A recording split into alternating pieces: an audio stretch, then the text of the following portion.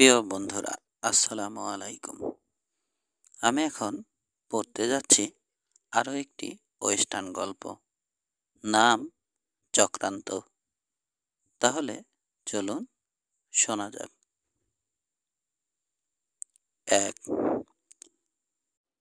Geronimo যখন তার চিরিকাওয়া Apache সঙ্গীদের নিয়ে ইন্ডিয়ান রিজার্ভেশন থেকে পালিয়ে মেক্সিকোতে চলে গিয়েছিল, তখন সিরেনোতে দারুণ আলোড়নের সৃষ্টি হয়েছিল।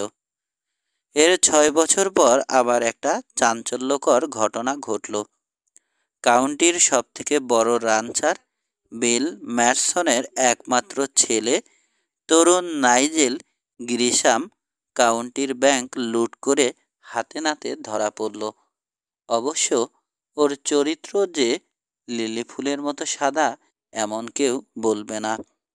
অনেকেই বলে সে কোনো কাজের নয়, বাউন্ডুলে লোক। মা মরা ছেলেটা বাপের আদর পেয়ে বকে গেছে। যখন বারে মদ খাচ্ছে না, তখন পোকার খেলছে কিংবা ঘুমিয়ে নেশা কাটাচ্ছে। কিন্তু ওর স্বভাব এমনই যে রাগ করা যায় না। লোকে ও যেমন, সেভাবেই ওকে মেনে নিয়েছে। শহরে যাদের নেই তাদের সাথে সে শেষ ডলারটাও নির্দ্বিধায় খরচ করে। স্যান সিমেওন উপত্যকার সব থেকে বড় রানচারের ছেলে না হলে হয়তো ওকে বেশিরভাগ সময় হাজতেই কাটাতে হতো। কিন্তু সে যখন মাতাল হয়ে সেলুন থেকে বাইরে আসে, তখন শেরিফ কারভারের কোনো ডেপুটি ওকে ঘোড়ার পিঠে তুলে ঘোড়ার পাছায় একটা থাপ্পড় দিয়ে দেয়। নাইজেল বাড়ি না চিনলেও ঘোড়াটা ঠিকই চিনবে। ওরা জানে নাইজেলের ওই অবস্থায় ওর চেয়ে ঘোড়াটাই বেশি বুঝবে। সবাই জানে কঠিন বিল ম্যাটসনের একটাই দুর্বলতা, তার ছেলে। জন্ম দেওয়ার সময়ে মারা গেছে ওর মা। এরপর থেকেই ওকে আগলে রেখেছে বিল ম্যাটসন। ওই তার সব। কখনো সে তার ছেলেকে না বলতে পারেনি। তাই পোকার টেবিলে যেসব IOU নাইজেল অবাধে লিখে দেয়, সেগুলো প্রত্যেকটাই বিনা দ্বিধায় শোধ করে বিল। শহরের লোকজন নাইজেলকে শান্ত প্রকৃতির বলেই জানে, তাই ওর এই দুঃসাহসিক ডাকাতির কথা প্রথমে কেউ বিশ্বাস করতে পারল না। কিন্তু একজন মনে করিয়ে দিল, নাইজেলের বাবা শেষ পর্যন্ত অতিষ্ঠ হয়ে খবর পাঠিয়ে সব ছেলেনে জানিয়ে দিয়েছে, এরপর থেকে যেন নাইজেলের পাওনাদারেরা তাদের পাওনা নাইজেলের কাছ থেকেই আদায় করে।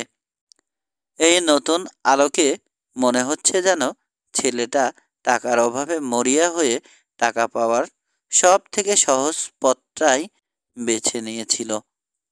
শহরের সবারই কম বেশি টাকা জমা রয়েছে ওই ব্যাংকে, তাই নাইজেলকে কেউ সহানুভূতি দেখালো না।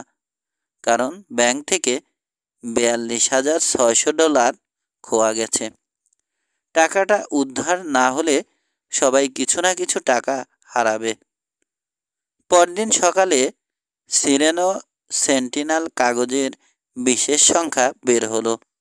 ওতে জানা গেল বিল ম্যাটসন পুরো টাকা কাভার করে একটা নোট লিখে দিয়েছে। কাগজ বের হওয়ার প্রায় সাথে সাথেই সব বিক্রি হয়ে গেল। কিন্তু সিরেনো সেন্টিনালের এডিটর উল্লেখ করল, ক্ষতিপূরণ দেয়া হয়েছে বলেই যে নাইজেল ম্যাটসনের অপরাধের মাত্রা কমে গেল তা নয়। আইনের চোখে সবাই সমান। শাস্তি না পেয়ে হয়তো মানুষের কষ্টার্জিত সঞ্চয়ের প্রতি সম্মান দেখাতে শিখবে না নাইজেল। যাকে নিয়ে এত কথা, সে তখন লোহার গারদের পেছনে হাজতে আটক অবস্থায় সিগারেটটা না ধরিয়েই ওটা চিবাচ্ছে। হাজতের একটা করিডোর ওটাকে লাল ইটের তৈরি কোর্ট হাউজের সাথে সংযুক্ত করেছে। নাইজেল ম্যাটসন বিশাল আকৃতির যুবক, বয়স মাত্র 20 ছাড়িয়েছে। চোখ দুটো হরিণের চোখের মতোই নিষ্পাপ, সরল। মুখে একটা হাসি যেন লেগেই আছে।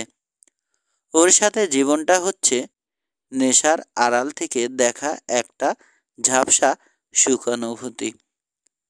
যেন একটা কোল্ড মনের সুখে সুন্দর ঘেঁষো জমিতে মুক্তভাবে চড়ে বেড়াচ্ছে। একটা হ্যাপি গো লাকি ছেলে, যার সব সমস্যার সমাধান বাবার আদর আর টাকাতেই হয়। ওকে সুপুরুষই বলা যায়। শক্ত চোয়ালের বাঁক, সোজা নাক, চুলের রং পোড়া ইটের মতো লালচে, কিন্তু নিচের উপর অত্যাচারের ছাপ কিছুটা ওর উপর পড়েছে। রক্তলাল চোখ, চোখ দুটো চোখের নিচে ফোলা, মাংসপিণ্ডের পিছনে কিছুটা ঢুকে গেছে।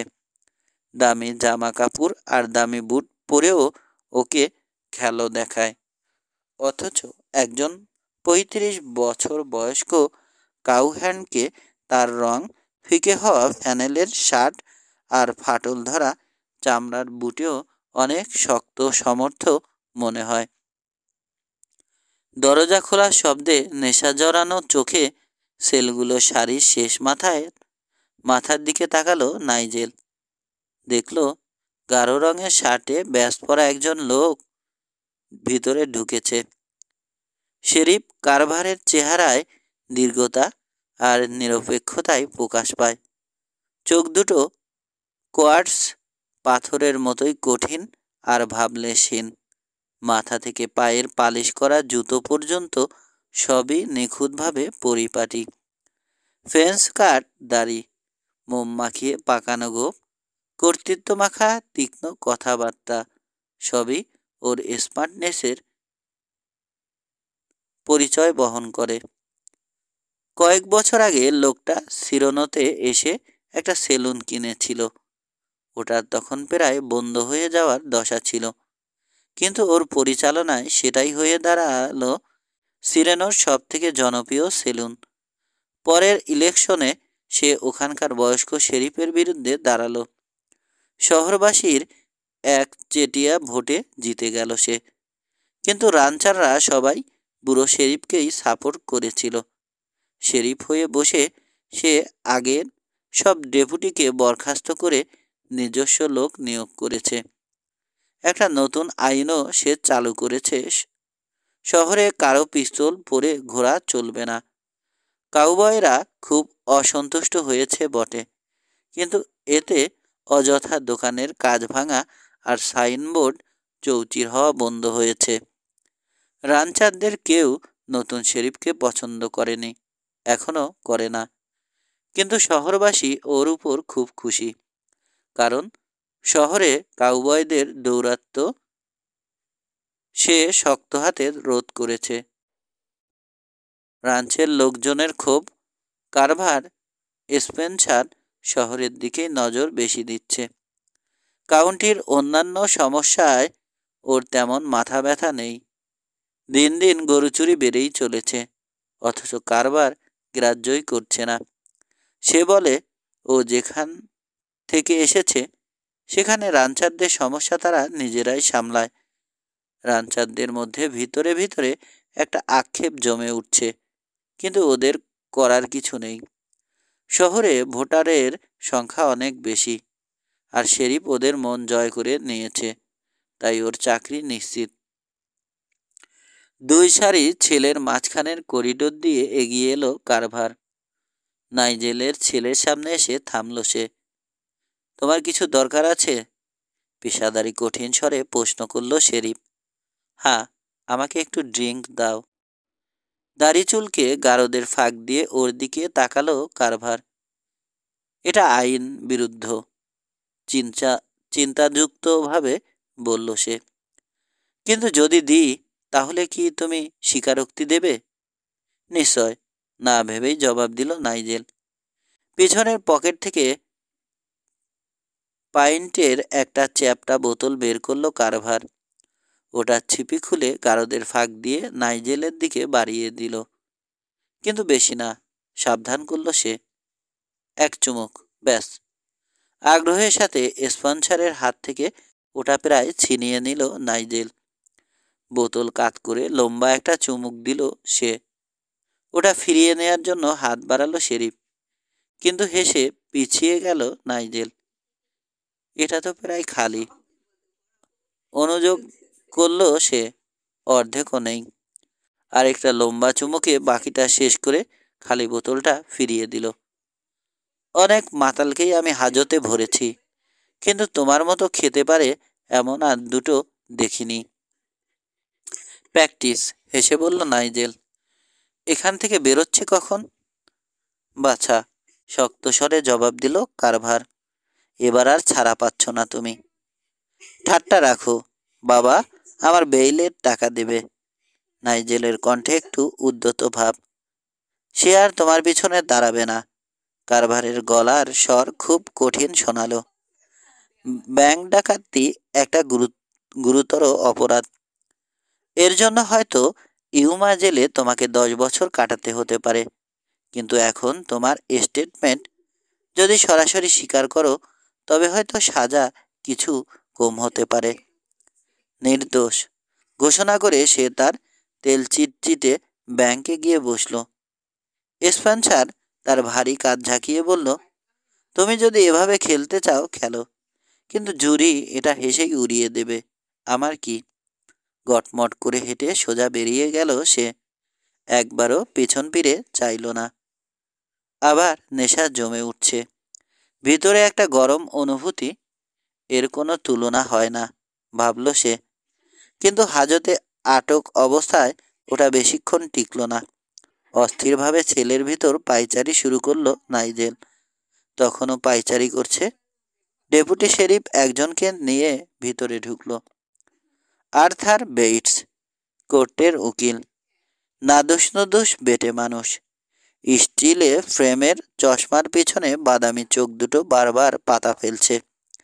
18 বছর আগে প্রথম যখন কাজে ঢোকে, তখন থেকেই সে বিল ম্যাটসনের আইন বিষয়ক সব কিছুর দেখাশোনা করে আসছে। ওর নিষ্পাপ চেহারা দেখে বোঝার উপায় নেই যে ওর মাথায় আইনের কত প্যাঁচ জড়ো হয়ে আছে। অনেকে বলে সে নাকি কোর্টে দিনকে রাত বলেও প্রমাণ করতে পারে। কথাটা অতিরঞ্জিত হলেও এতে কিছুটা কঠিন সত্য আছে। দরজার কাছেই দাঁড়িয়ে আছে ডেপুটি। আর্থার এগিয়ে ছেলের সামনে এসে থামল। তারপর ঘুরে তাকিয়ে বলল, চাবিটা দাও। কথা যা বলার বাইরে দাঁড়িয়েই বলতে হবে। শেরিফের নির্দেশ। একটু হাসলো আর্থার। তোমার শেরিফকে গিয়ে বলো, টেরিটোরিয়াল ক্রিমিনাল কোড অনুযায়ী সেকশন 41 এর 16 নম্বর প্যারাগ্রাফে লেখা আছে, মক্কেলের সাথে উকিলের গোপনে আলাপ করার অধিকার আছে। একটু ইতস্তত করে এগিয়ে এসে সেলের দরজা খুলে দিল ডেপুটি। আর্থার ভিতরে ঢোকার সাথে সাথে আবার সেলের দরজা ঘটাং করে বন্ধ করে তালা মেরে দিল। ঘুরে ডেপুটির দিকে শান্তভাবে তাকালো আর্থার। এবার তুমি দূরে সরে যাও, বলল সে। আমাদের কথাবার্তা শুনতে পারবে না। সেকশন 39। ভারী বুটের শব্দ দূরে সরে গেলে বেঞ্চের উপর বসে হাতের ইশারায় নাইজেলকেও বসতে বলল। ব্যাংকের উপর বসল সে। কয়েকবার বাতাস শুকে আর্থার বলল, আবার ডিং করেছ? হাসল নাইজেল। শেরিফ আমার জানি দোস্ত। তোমার সব জানি দোস্তকে একত্র করলেও এই অভিযোগ থেকে হয়তো রেহাই মিলবে না, শুষ্ক স্বরে মন্তব্য করল আর্থার। ব্যাংক ডাকাতি একটা গুরুত্বপূর্ণ অপরাধ। তোমাকে কি ভূতে পেয়েছিল? এটা করতে গেলে কেন? করিনি, আমাকে ফাঁসানো হয়েছে। মনে হয় আর কিছু লোক এটার মজা লুটেছে। কিন্তু বাবা কেন এখনো আমাকে ছাড়িয়ে নিচ্ছে না? স্থির দৃষ্টিতে ওর দিকে তাকালো ব্রেইটস। নাইজেল, তোমাকে দ্রুত বেড়ে উঠে বুঝতে শিখতে হবে। এটা সামান্য মাতলামির চার্জ নয়, অত্যন্ত গুরুত্বপূর্ণ অপরাধ। তোমার বাবার মনটা একেবারে ভেঙে গেছে। তাহলে আমার প্রতি তার মন বিষিয়ে গেছে? নাইজেলের স্বরে তীব্র আক্ষেপ।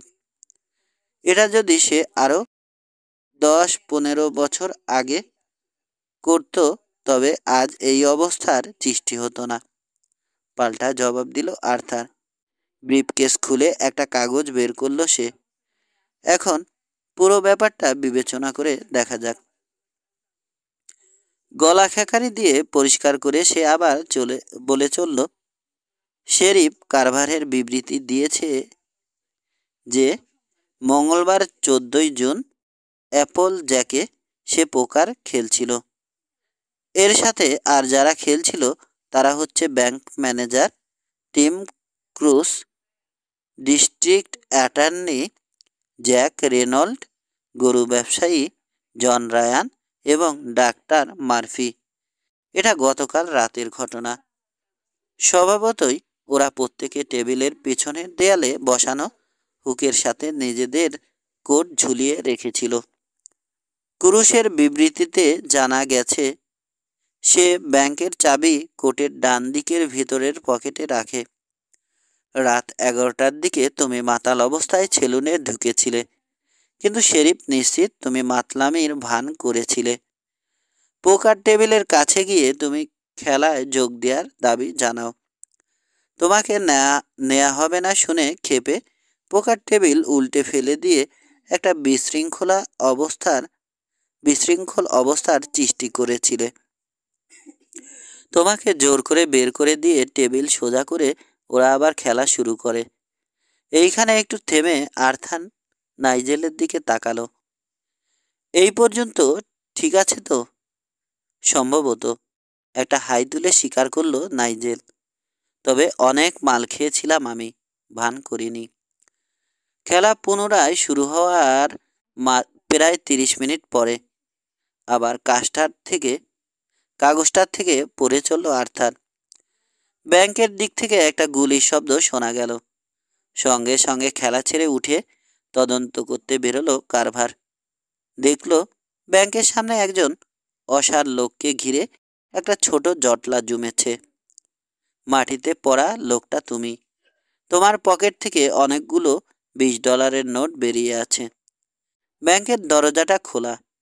ডাক্তার মার্ফিকে খবর দিয়ে আনানো হলে সে তোমাকে পরীক্ষা করে বলল বাম কানের উপরে মাথায় আঘাত লেগে তুমি জ্ঞান হারিয়েছ। পরে শহর থেকে অল্প দূরে তোমার ঘোড়াটাকে পাওয়া গেল। জিনটা ওর পেটের কাছে ঝুলছে। এতে বোঝা গেল তাড়াহুড়ায় ঘোড়ায় চড়তে গিয়ে জিন পিছলে যাওয়াতেই পড়ে গিয়ে তুমি মাথায় চোট পেয়েছ। আসলে যে লোকটা গুলি ছুঁড়েছিল সে ব্যাংকের থেকে একজনকে ছুটে পালাতে দেখেই গুলি করেছিল, কিন্তু লোকটা ঘোড়ায় চড়ে দ্রুত ছুটে অন্ধকারে হারিয়ে গেল। ধরে নেওয়া হয়েছে সেই ছিল তোমার পার্টনার। $42,000 নিয়ে লোকটা সরে পড়েছে। তোমার পকেটে পাওয়া গেছে $600। আবার গলা পরিষ্কার করলো আর্থার। পরে ব্যাংক ম্যানেজার টিম ক্রুস টের পেল তার কোটের পকেট থেকে ব্যাংকের চাবির গোছাটা খোয়া গেছে। মনে করা হচ্ছে ওখানে একটা গোলমাল সৃষ্টি করে তুমি চাবির গোছাটা সরিয়েছ। কাগজটা সাবধানে ব্রিফকেসে ভরে রেখে সরাসরি নাইজেলের চোখের দিকে তাকালো আর্থার। সত্যি নাকি মিথ্যা? সাজানো মিথ্যা, সংক্ষেপে জবাব দিল নাইজেল। চশমা খুলে সাদা রুমাল দিয়ে যত্নের সাথে কাঁচ পরিষ্কার করলো আর্থার। এরা কোনো যুক্তি হলো না। জুরিকে বোঝাতে হলে জোরালো যুক্তি আর সাক্ষী প্রমাণ দরকার। তুমি কি ওই সব হাবিজাবি বিশ্বাস করো? তোমার তরফের কথা না শুনে কিভাবে আমি মতামত দিই? নরম সুরে বলল আর্থার। আমার কাছেও পুরো ব্যাপারটাই এখনো ঝাপসা, একটু শুকনো হাসির সাথে স্বীকার করল নাইজেল। দুহাতে মাথা চেপে ধরে গত রাতের ঘটনাগুলো মনে করার চেষ্টা করল সে। বাম কানের উপর ফোলা জায়গাটার উপর হাত পড়তেই ব্যথায় মুখ কোচকালো। মনে হচ্ছে মাথাটা যেন ছিঁড়ে যাচ্ছে, নালিশ জানালো সে। গেরে মিউলের বারটেন্ডার আমাকে মদ দিতে অস্বীকার করলো, বলল তুমি অনেক খেয়েছো। আর না, এবার থামো। বেরিয়ে এলাম আমি। বাইরে একজন লোক আমাকে জিজ্ঞেস করলো, চড়া স্টেকে পোকার খেলা চলছে, আমি যোগ দেব কিনা। বললাম, নিয়ে চলো। আমাকে অ্যাপল জ্যাকে নিয়ে গেল লোকটা। দেখলাম সত্যি কোনায় একটা টেবিলে খেলা চলছে। এগিয়ে গিয়ে আমি বিনীতভাবে ওদের জিজ্ঞেস করলাম, আমি খেলতে পারবো কিনা। খেলতে পারবো কি? বেশ নেশাগ্রস্ত ছিলাম আমি।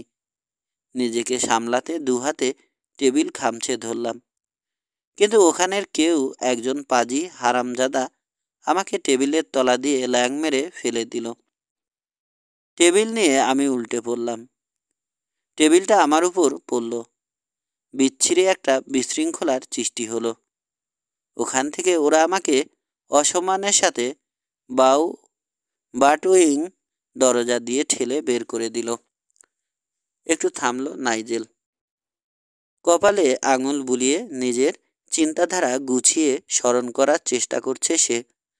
হ্যাঁ, তারপর হঠাৎ আকাশ ভেঙে পড়ল আমার মাথায়। যখন জাগলাম দেখি এই ছেলে শুয়ে আছি। আমার মাথার উপর ঝুলছে ডাকাতির অভিযোগ। বড় একটা নিঃশ্বাস ছেড়ে উঠে দাঁড়ালো আর্থার। আমি যা বুঝতে পারছি তাতে আমাদের দোষ স্বীকার করে নিয়ে কোর্টের দয়া ভিক্ষা করাটাই ভালো হবে। এতে সাজা কম হবে। উঠে স্টিলের দরজার কাছে গিয়ে ওটা ঝাঁকিয়ে শব্দ করল আর্থার। ঈশ্বর, চেঁচিয়ে উঠল নাইজেল, আমি দোষী নই। সেটা তুমি কিভাবে জানো? তুমি তো নিজেই স্বীকার করেছ গতরাতে পার মাতাল ছিলে তুমি। 2 সন্ধ্যা হওয়ার আগেই আরও দুজন নাইজেলকে দেখতে এলো। একজন জিনি হিগিন, যার বাবা বক্স এইসের মালিক। অন্যজন ড্যান রুস্টার, ওদের ফোরম্যান। রুস্টার এমন একজন মানুষ যাকে মোটেও সহ্য করতে পারে না নাইজেল। চিকন গরনের রোদে পোড়া গাঢ় রঙের লোকটা দারুণ দাপট নিয়ে চলে। কখনো একটার বেশি দুটো ড্রিঙ্ক খায় না। কাজে সে ঠান্ডা মাথায় নিজের যোগ্যতা প্রমাণ করেছে। কিন্তু সবথেকে বড় কথা হচ্ছে সেও মাতাল নাইজেলকে দেখতে পারে না। এর প্রধান কারণ তার বসের মেয়ে জিনি হিগিন ওকে ভালোবাসে। জিনি দেখতে সুন্দর, যে কোনো পুরুষের চোখই ওর দিকে আকৃষ্ট হতে বাধ্য। পরিষ্কার মসৃণ ত্বক, সোনালি চুল, আঙুরের মতো রসালো ঠোঁট। সান সিমেওন উপত্যকার সবচেয়ে সুন্দরী সে, এতে কারো সন্দেহ নেই। কিন্তু মেয়ে মহলে তাকে কেউ পছন্দ করে না। গুণ গ্রাহীরা বলে এটা নিছক হিংসা। কিন্তু হতে পারে ওর ঠান্ডা কঠিন সবুজ চোখ কিংবা রেগে গেলে ভাঙা কাচের মতো তীক্ষ্ণ স্বরই ওর কারণ। এটা ঠিক যে মেয়েটা যে কোনো পুরুষকে সামান্য ইশারা করলেই সে ছুটে এগিয়ে আসবে। কিন্তু লোকে বলে ম্যাডসন রান্স সব থেকে ধনী বলেই মেয়েটা মাতাল নাইজেলের প্রতি আকৃষ্ট। বড় কোনো নাচ হলেই মেয়েটা সবসময় নাইজেলের সাথেই যেত। তাই সবাই ধরে নিয়েছিল সে নাইজেলকেই বিয়ে করবে। 10 মিনিট, ঘোষণা করল ডেপুটি। তারপর একটু পিছিয়ে গিয়ে কি ঘটছে তার প্রতি নজর রাখল। নাইজেল ম্যাডসন এখন একজন সাংঘাতিক লোক বলে গণ্য। শেরিফের নির্দেশ, ওকে যেন কোনো অস্ত্র দেয়া না হয় সেদিকে নজর রাখতে হবে। ছেলের সামনে এসে দাঁড়ালো ওরা দুজন। ভীত 14 চোখে নাইজেলের খোঁচা খোঁচা দাড়ি আর মাত্রা ছাড়িয়ে পান করার ফলে চোখের নিচে ফুলে ওঠা টোপলা দুটো দেখল যিনি। ভালো, মন্তব্য করল সে।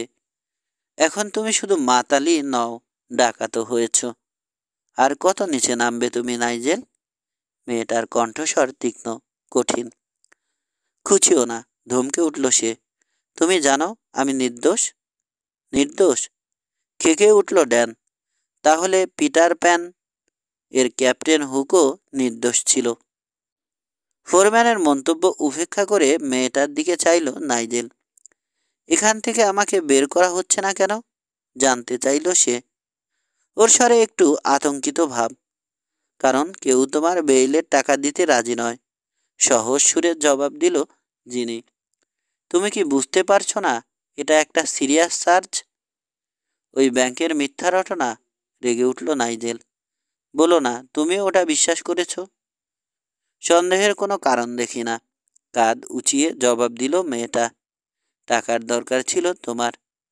ঠোঁট উল্টালো নাইজেল। টাকার প্রয়োজন তো আমার সব সময়েই ছিল। হ্যাঁ, তোমার বাবা এর যোগান দিত, কিন্তু এখন সেই উৎস শুকিয়ে গেছে। আমি অতিরিক্ত খরচ করে সব শেষ করে ফেলেছি। হাসল নাইজেল। তোমার মুখে এমন কথা শুনবো ভাবতে পারিনি। অস্থিরভাবে মাটিতে পা ঠুকল জিনি। জীবনে একবার অন্তত সিরিয়াস হও নাইজেল। তুমি মাতাল ছিলে। মদ পেটে পড়লে মানুষের সুবুদ্ধি লোপ পায়। তুমি যদি আমাকে বকাঝকা করার জন্যই এসে থাকো, তাহলে বিদেয় হও। চটে উঠেছে নাইজেল। আমি তোমাকে দোষ স্বীকার করে পুরো ব্যাপারটা খুলে বলার অনুরোধ জানাতে এসেছি। তুমি কি বুঝতে পারছো না অনেক হাজার ডলার খোয়া গেছে, আর ওরা তোমাকেই দায়ী করছে। তোমার পার্টনারটা কে ছিল?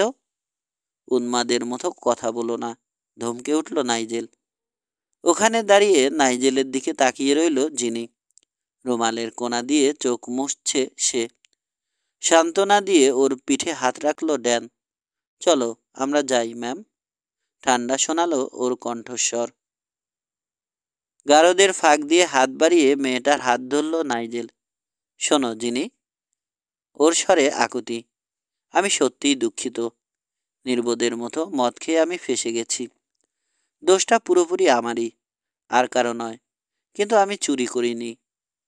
তোমার পকেটে ব্যাংকের টাকা পাওয়া গেছে, অভিযোগ করল সে। সারা শহরের লোক বিশ্বাস করে তুমিই দোষী। এখন তুমি কি করবে? এই মুহূর্তে আমি কোনো বারে ঢুকে মদ খেয়ে দুঃখ ভুলতে চাই, রস করে বলল সে। ওরা বিল ম্যাটসনের ছেলেকে কখনো মিথ্যা সাজানো অভিযোগে শাস্তি দিতে পারবে না। আবার বেরিয়ে আমি মাথা উঁচু করেই হাঁটব। যে কোনো গাধার ডাকও এর থেকে বেশি অর্থবহ। টিপ্পনি কাটল ড্যান। মুখ সামলে কথা বলো, পাল্টা জবাব দিল নাইজেল। খচ্চরের চেয়েও লম্বা তোমার ঠোঁট। তোমরা দুজনেই চুপ করো, বাধা দিয়ে বলে উঠল জিনি। নাইজেলের মুঠো থেকে হাত ছাড়িয়ে নিয়ে পিছিয়ে ওর নাগালের বাইরে সরে গেল। এখান থেকে বেরোতে হলে তোমাকে একাই বেরোতে হবে নাইজেল। আমি ধৈর্যের শেষ সীমায় পৌঁছে গেছি। মদ খাওয়া তবু সহ্য করা যায়, কিন্তু ব্যাংক ডাকাতি? আমি কোনো ডাকাত নই, প্রতিবাদ করল সে। উদাসীনভাবে কাঁধ উঁচিয়ে ঘুরে রওনা হলো জিনি। ফোরম্যান ওর পিছু নিল। ফিরে এসে নিজের ব্যাংকে লম্বা হয়ে শুলো নাইজেল। জিনেকে সে ছোটবেলা থেকেই চেনে। একসাথে ঘোড়ায় চড়ে স্কুলে গেছে, পাহাড়ে ঘুরে বেরিয়েছে, নাচে গেছে। মেয়েটার রাগ পুড়ে যাবে, তার বাবার মনও কোমল হবে, আর আর্থার তাকে আইনের কোনো কৌশলে ঠিকই উদ্ধার করবে। জিনেও সব ভুলে ওকে ক্ষমা করবে। কিন্তু জুরির রায়ে নাইজেলকে অপরাধী সাব্যস্ত করা হলো। আর্থার বেইটস তার মক্কেলের সপক্ষে অনেক অনেক যুক্তি খাড়া করেছিল। হয়তো তার বাগ্মিতায় সেদিন আর্থার জিতেও যেতে পারত, কিন্তু যুবক ম্যাটসন কিছুতেই তার পার্টনারের পরিচয় ফাঁস করল না। $42,000 কোনো হদিস এখনও পাওয়া যায়নি।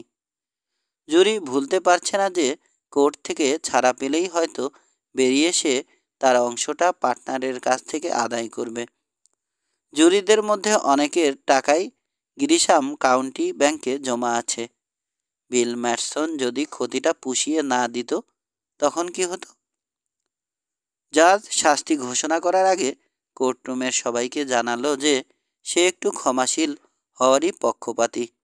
কারণ নাইজেল ম্যাটসন ঘটনার সময়ে পুরোপুরি মাতাল ছিল কিনা সেটা নিঃসন্দেহে কিছু বলা যাচ্ছে না। তবে সে যে অপরাধ করেছে এতে সন্দেহ নেই। তাই শাস্তি হিসেবে ওকে ইউমা পেনিটেন্সিয়ারিতে 3 বছরের সশ্রম কারাদণ্ড দেয়া হলো। 3 বছরের সশ্রম কারাদণ্ড। ফ্যাকাশে হয়ে গেল নাইজেলের মুখ। দণ্ডটা ওকে 45 গুলির মতোই আঘাত হানল।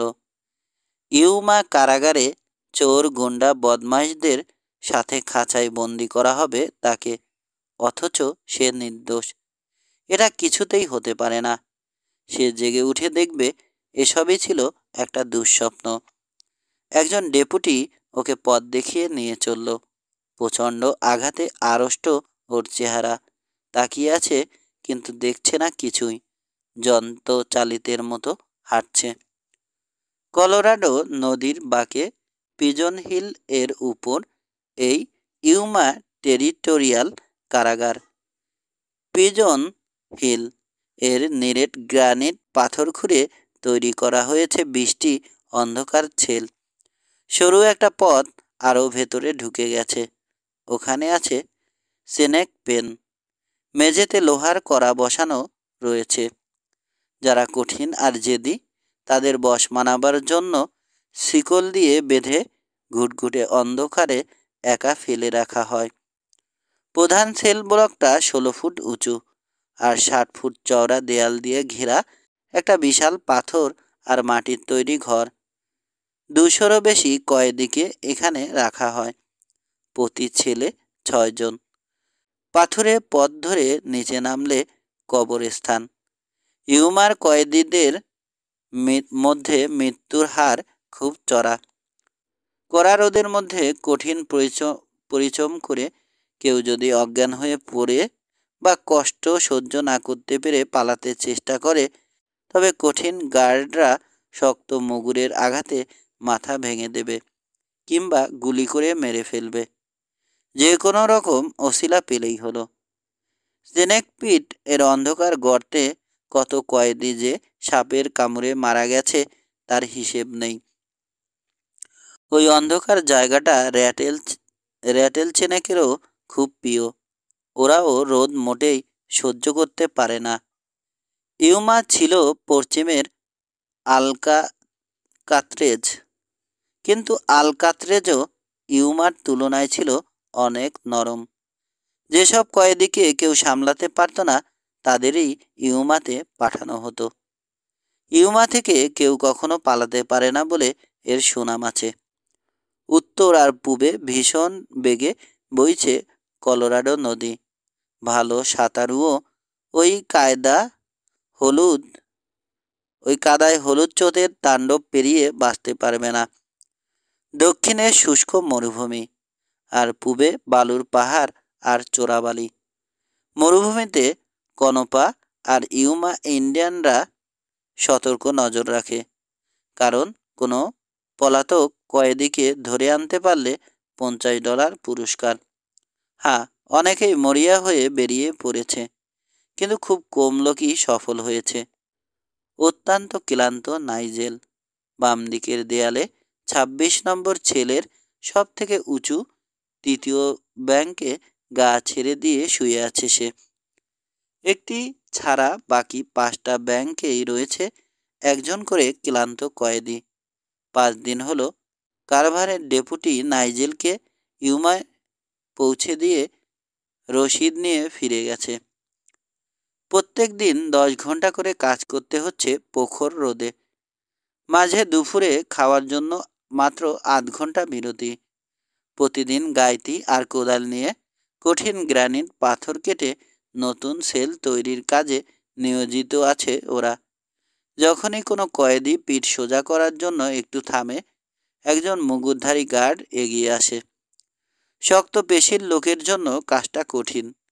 মদে আসক্ত নাইজেল ম্যারসনের মতো কোমল দেহের মানুষের জন্য এটা নরক।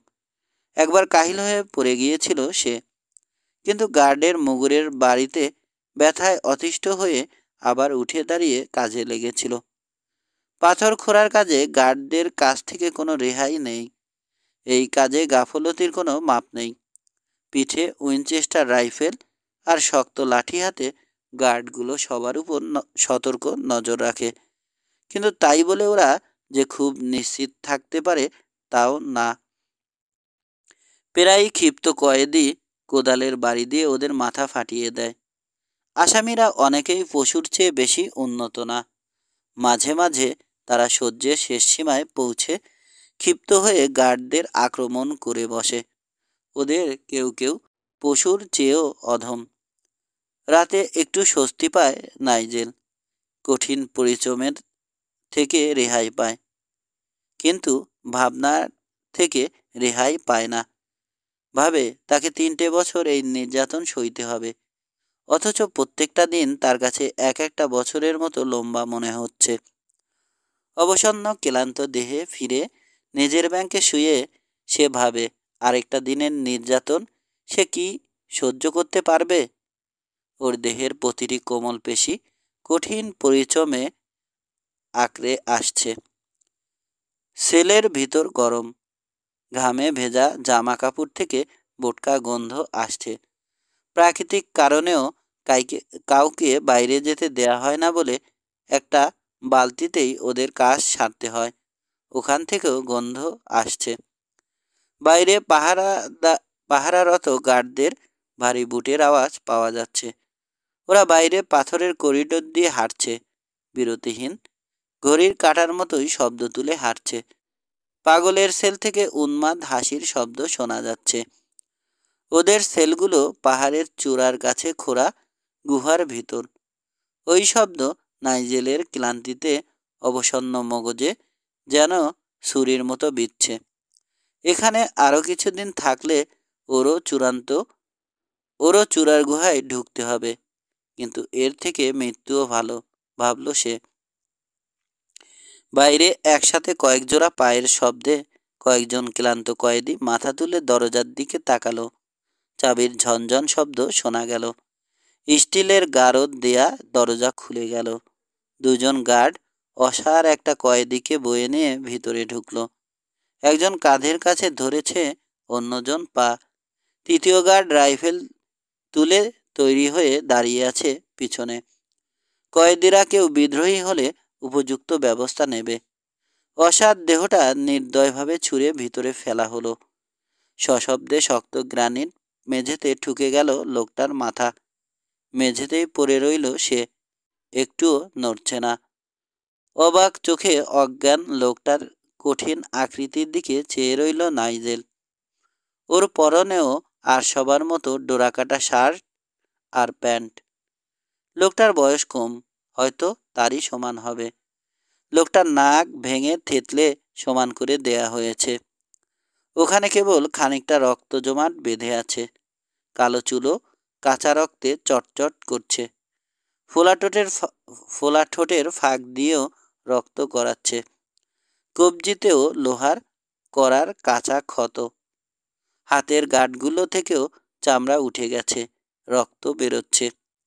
নিজের অজান্তেই বিড়বিড় করে জোরেই বলে উঠল নাইজেল, ঈশ্বর, একেবারে থেতলে মেরে ফেলেছে।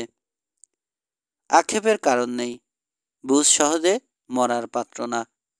শুকনো স্বরটা ঠিক তার নিচের ব্যাংক থেকে এসেছে। নিচের দিকে উকি দিয়ে দেখল একটা পাতলা গড়নের লোক চিত হয়ে শুয়ে আছে। চোখা মুখ, চুলে কিছুটা পাক ধরেছে, কালো চোখ দুটো তীক্ষ্ণ।